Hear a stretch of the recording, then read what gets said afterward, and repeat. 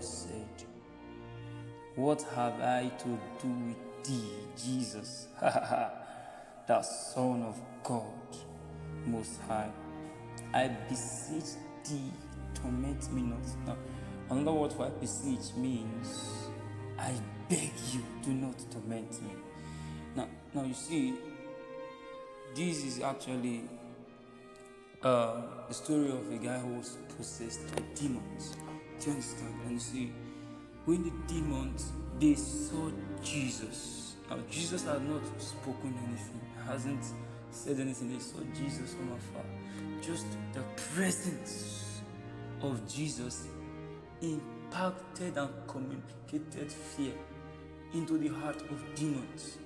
Listen, the thing I want you to understand is this: demons actually get scared. Not just people get scared, demons get scared. Do you understand? Look at the demon begging. Now, when you see people in probably in a situation of danger and they are scared, people are not actually beg when they're scared. Probably, for example, someone who encountered robbers, for example, and the person is begging, "Please don't hurt me," and all that. Now, the person is begging because the person is afraid.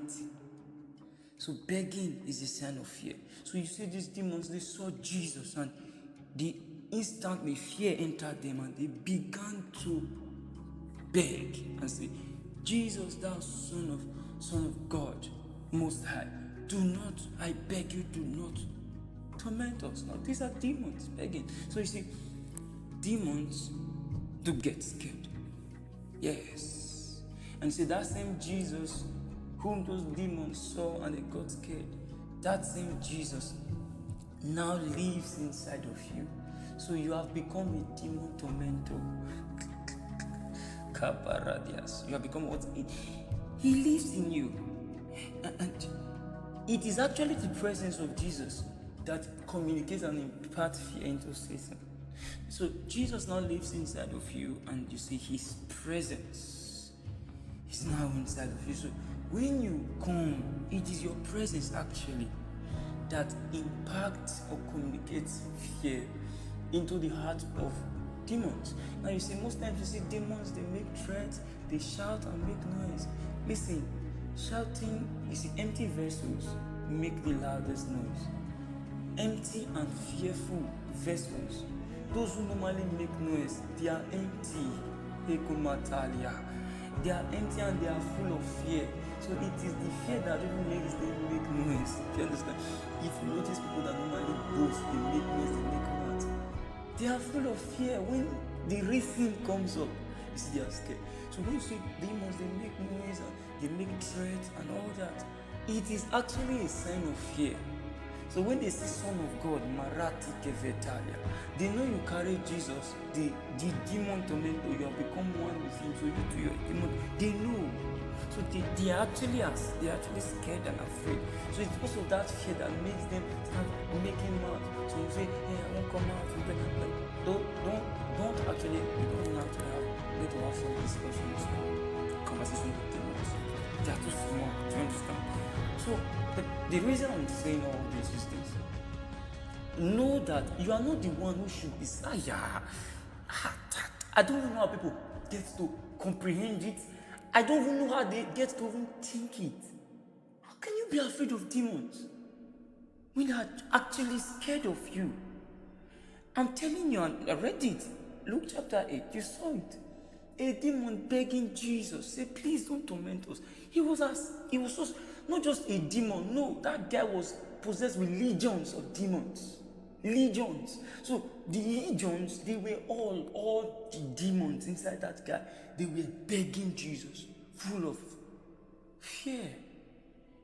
And now Jesus, who they are afraid of, lives in you. So automatically, it is your presence that impacts fear into demons. Your presence. Not just your words. I say just you appearing, you coming in. And you must know this, because if you don't know this, they will take advantage of you.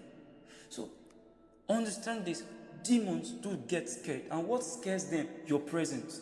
Why? Because Jesus now lives inside. When you appear, They are scared. Understand this. They are scared. They may not show it. They may make mouth and they may be making threats and boasting and all that. Those threats and noise is because they are empty. It's because of fear. The boss don't make noise. Those who are loaded, we don't make noise. We just speak like Jesus. And you see, those that make noise and are like empty vessels, you see, they flee. Do you understand this? So demons do get scared and demons can be tormented. Those two things I want you to hold in your heart. They do get scared. All demons, even Satan, he gets scared, yes, and he can also be tormented. In Revelation chapter 20, verse 10, I think chapter 10 verse 10 rather, it says, the Bible says, Satan and all other false prophets, they will be thrown into hell and they will be tormented. They will be tormented forever. I say, wow. So even the devil can't be tormented. Do you understand? So demons can be tormented.